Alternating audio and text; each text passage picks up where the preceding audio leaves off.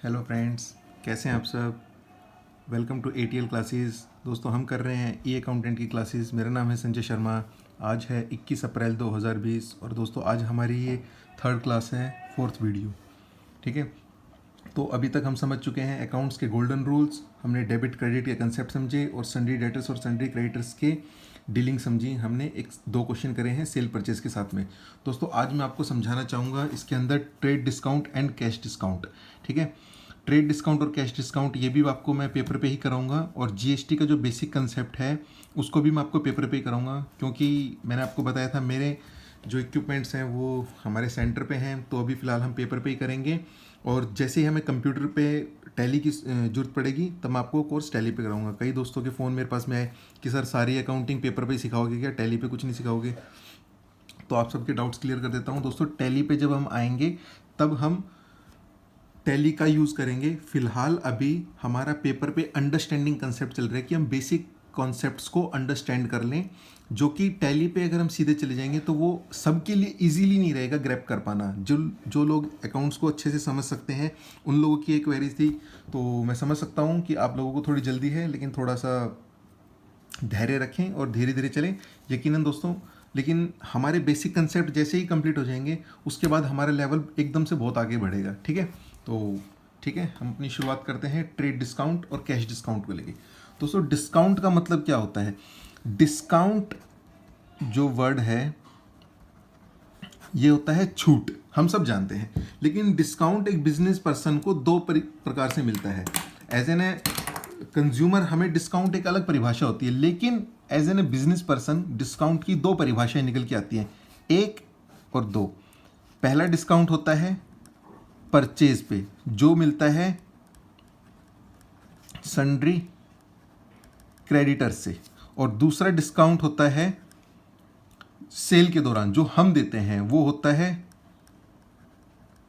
Sundry debtors को। दोस्तों सीधी सी बात है, अगर हमें डिस्काउंट मिल रहा है तो वो हमारी इनकम है। अगर मुझे कोई चीज़ 100 रुपये की मिलती थी और ख़रीदते टाइम मुझे उसमें 2 रुपये की भी छूट मिलती है तो वो जाहिर सी बात है मेरे 2 रुपये कम लगे, मतलब मुझे 2 रुपये की इनकम है।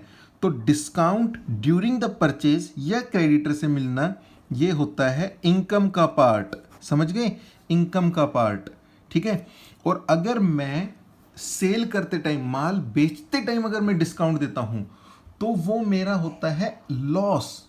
कैसे? अगर मुझे किसी चीज़ के मिलने थे 500 रुपये और अगर मैंने उसको डिस्काउंट दे दिया मार्केट कंपटीशन के चलते या किसी भी वजह से स्कीम्स के चलते, तो मुझे उसके मैंने कहा भी 500 रुपये आप मत दीजिए, मुझे 20 रुपये कम दे दीजिए, 480 रुपये आप मुझे दे दीजिए। ठीक है, तो मुझे मिलने थे 500 रुपये और मैंने डिस्काउंट दिया 20 रुपये का, तो अब मुझे कितना मिले?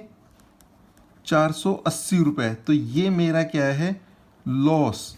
ठीक है, और यहाँ पर मैंने एग्जांपल दिया था, अगर मैंने कोई आइटम खरीदा है 100 रुपये का, ठीक है, और वहाँ पर मुझे अगर 5 रुपये का डिस्काउंट मिलता है, ठीक है, तो मैंने कितने पे किए? पे कितने किए मैंने? 95, ये पे है। ठीक है, और ये रिसीव्ड है।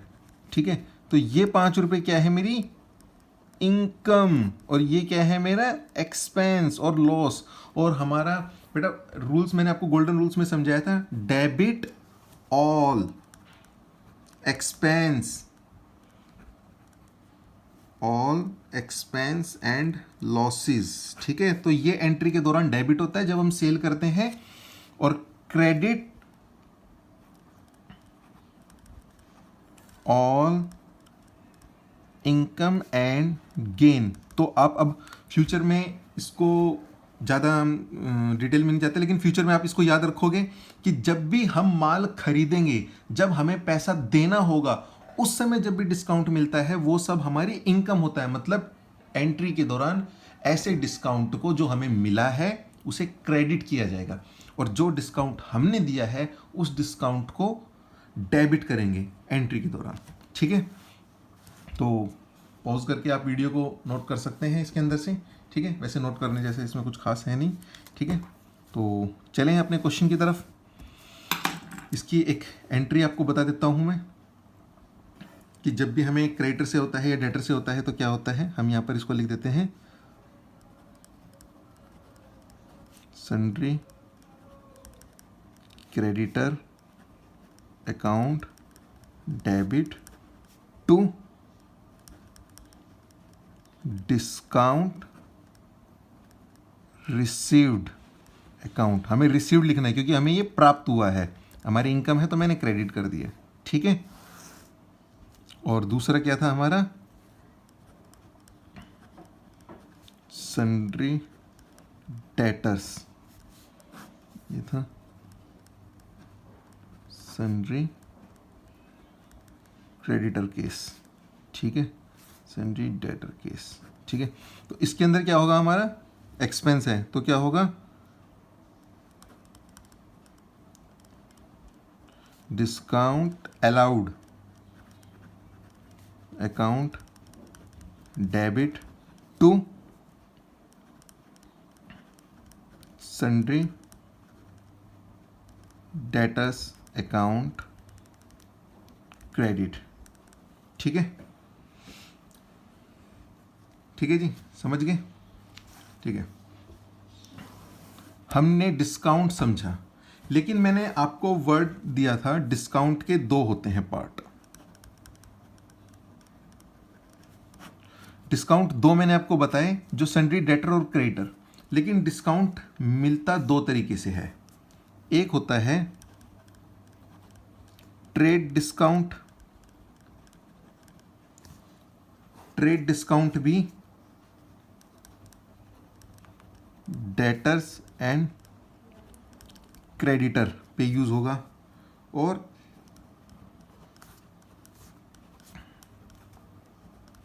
कैश डिस्काउंट, ठीक है। तो कैश डिस्काउंट भी आपका दोनों डेटर्स और क्रेडिटर पे यूज होगा, ठीक है। तो समझ गए हमारे दो डिस्काउंट कौन कौन से हैं, ट्रेड डिस्काउंट और कैश डिस्काउंट। इन दोनों में फर्क क्या होता है, अनुमान इन टर्म्स को हम कैसे यूज करते हैं, जब भी हमें पैसा प्राप्त होता है, एग्रीगेट कोई आइटम पैसा प्राप्त होता है, उस टाइम पे मैं इस कैश डिस्काउंट को देता हूं। हमने कहा कि आप ये आइटम खरीद लें और पैसा अभी आप नगद पैसा दोगे तो आपको कैश डिस्काउंट मिलेगा, इतने दिन में पैसा दोगे तो इतना डिस्काउंट मिलेगा, ठीक है। इसे अनुमान हम यूज करते हैं कैश डिस्काउंट जब हमें पैसा मिल रहा होता है या हम पैसा किसी को दे रहे होते हैं। जब हम कहते हैं कि भाई जल्दी पैसा दे दो, आपको मैं 2% की छूट देता हूं, 2% डिस्काउंट देता हूं, तो मुझे डेटर से पैसा जल्दी आ जाता है, ठीक है। और कई बार क्रेडिटर मुझे कहता है कि भाई साहब पैसा आप मुझे जल्दी पेमेंट कर दीजिए, मैं आपको डिस्काउंट देता हूं। तो हमारी वो अपनी कैलकुलेशन होती है कि भाई मेरे को कैपिटल की कहाँ ज़्यादा जरूरत है। कई बार होता है कि हमें अपना जो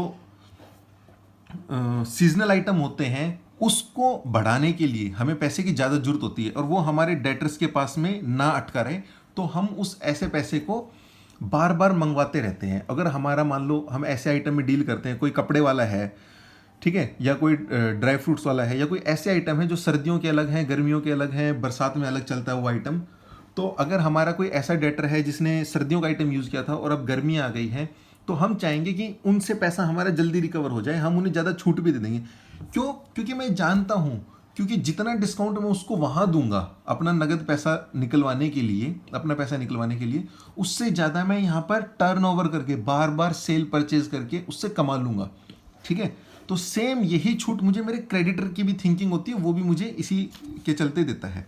तो डिस्काउंट, कैश डिस्काउंट का कंसेप्ट समझ में आया। ट्रेड डिस्काउंट, ट्रेड डिस्काउंट का मतलब बेटा ज़्यादातर कहाँ चलता है, जैसे कोई भी पर्सन है वो अपना एक प्रोडक्ट बेच रहा है, ठीक है, तो उस प्रोडक्ट में उसने कह दिया कि भाई फलाना प्रोडक्ट के ऊपर इतना डिस्काउंट है, जब मैं माल बेचूंगा, ठीक है, तभी उस पर डिस्काउंट दे दूंगा। आसानी से समझाने के लिए बताता हूँ, आपने कुछ आइटम देखे होंगे जहाँ पर एमआरपी फिक्स होता है, तो एमआरपी फिक्स होता है तो वहाँ पर एक प्राइस लिस्ट बनी होती है जिसके ऊपर की टैक्स कैलकुलेशन के साथ में वो हर एक का margin, retailer margin, distributor margin, SS margin, CNF margin, ठीक है ना, और इन सब मार्जिन को रिवर्स कैलकुलेशन चलती रहती है। वो एक हमारा कंसेप्ट आएगा प्राइस लिस्टिंग का, उसमें मैं आपको बता दूंगा। लेकिन ट्रेड डिस्काउंट उसके अंदर क्या होता है कि हमने एक अपनी प्राइस लिस्ट बना रखी है, एक अलग चीज़ है, लेकिन उसके अंदर भी हम सीजनल आइटम को बढ़ावा देने के लिए या कंपटीशन को फेस करने के लिए हम एक सेपरेट डिस्काउंट अलग देते रहते हैं। ठीक है। कुछ डिस्काउंट होते हैं डिस्ट्रीब्यूटर्स के लिए, कुछ डिस्काउंट होते हैं रिटेलर्स के लिए, कुछ डिस्काउंट होते हैं हमारे अल्टीमेट कंज्यूमर्स के लिए, ठीक है ना। तो ये प्राइस लिस्ट को बार बार चेंज तो नहीं करेंगे कि हम बार बार प्राइस लिस्ट चेंज करें कि नहीं यार, क्योंकि प्राइस लिस्ट चेंज करना एक टफ टास्क होता है और हर कोई इसे इजीली मतलब जल्दी से एक्सेप्ट नहीं करता, क्योंकि प्राइस लिस्ट चेंज होने से क्या होता है कि डिफरेंट डिफरेंट स्टेट में या डिफरेंट डिफरेंट डिस्ट्रीब्यूटर्स के पास में लोग निचले स्तर पे खरीदना बेचना चालू कर देते हैं, ठीक है। तो इसकी गहराई में हम तब जाएंगे, तब आपको बता देंगे कि भाई डिस्ट्रीब्यूटर्स का, प्राइस का, सेलर का, रिटेलर का, इन सब का क्या काम होता है। तो उस केस में हम जाके तब इसको समझ लेंगे। लेकिन फिलहाल आप इसको समझो कि जब भी आइटम खरीदा या बेचा जाता है, ठीक है ना, जब भी आइटम खरीदा या बेचा जाता है ये उसी दौरान डिस्काउंट दे दिया जाता है। अल्टीमेट इफेक्ट किसको मिल रहा है? ये हमारे डिस्ट्रीब्यूटर को, ठीक है। एग्जाम्पल देके समझाता हूं। किसी प्रोडक्ट की एमआरपी है किसी प्रोडक्ट की 400 रुपए, ठीक है। और डिस्ट्रीब्यूटर की, जो डिस्ट्रीब्यूटर है उसकी लैंडिंग कॉस्ट है वो हमने बना रखी है फॉर एग्जांपल 380 रुपए, सॉरी 320 रुपए। डिस्ट्रीब्यूटर की लैंडिंग कॉस्ट है 320 रुपए। तो ये उसको सदा ही मिलती आ रही है चाहे कोई भी सिचुएशन हो उसको ये हमेशा मिलती रहती है। लेकिन मैंने उसको क्या कहा कि भाई साहब आप इसको रखो और आप एक काम करना, 320 की तो आपकी लैंडिंग कॉस्ट है, आप इसके ऊपर मुझे 5 रुपए और कम दे देना, ठीक है।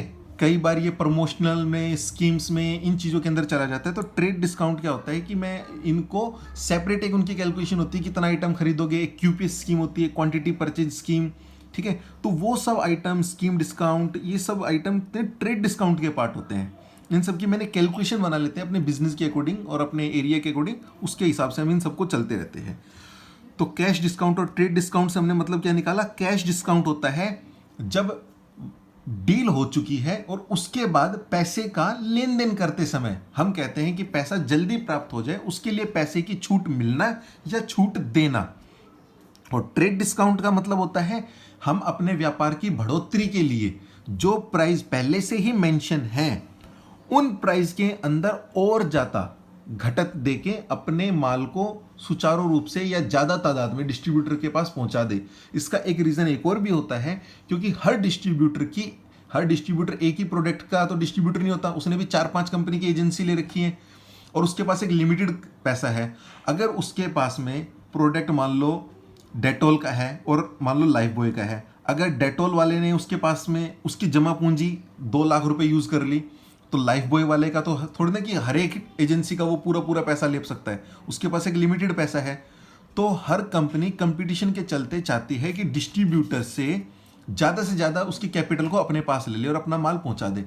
तो वो उसका माल ज़्यादा ले लेता है कंपटीटर कंपनी का, जिसने ट्रेड डिस्काउंट ज़्यादा दिया होता है, ठीक है। तो ये सबकी अपनी अपनी कैलकुलेशन होती है, कंपनी के मैनेजमेंट लेवल पे होता है। जो हमारा ई मैनेजरियल कोर्स है उसके अंदर ये कैलकुलेशन हम समझ सकते हैं, ठीक है।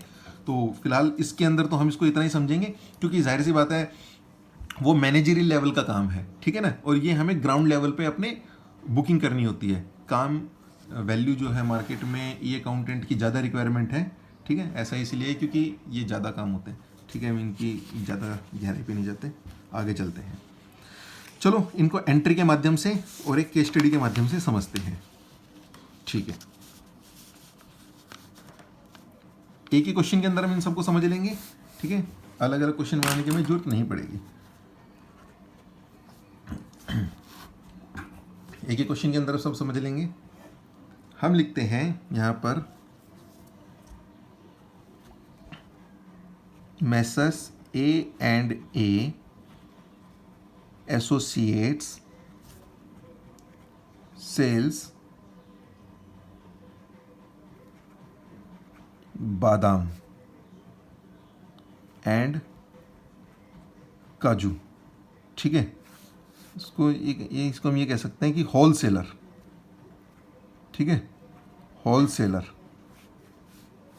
इज ए होलसेलर ऑफ बादाम एंड काजू, ठीक है। वो बादाम एंड काजू का होलसेलर है, ठीक है। तो इसका मतलब हमें 2 आइटम के ऊपर करता है। फर्म परचेज बादाम फ्रॉम मैसर्स महेश बाबू। ठीक है,